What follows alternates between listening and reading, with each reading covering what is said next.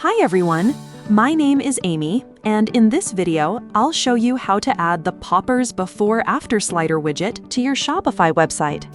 Before-After Slider widgets are great for showing comparisons visually, making it easy for visitors to see differences before and after in a clear and interactive way. So, let's get started. First, go to your Popper dashboard.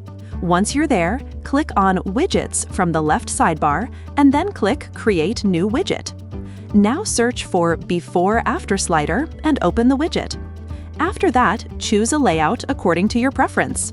Once the layout is selected, the widget editor will open.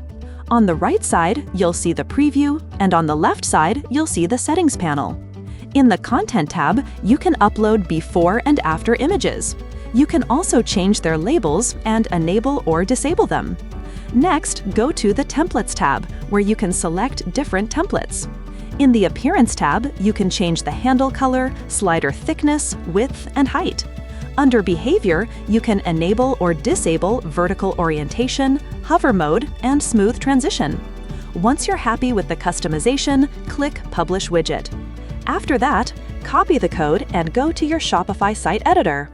Inside the editor, add a custom liquid block, then paste the installation code into it. After that, save your changes.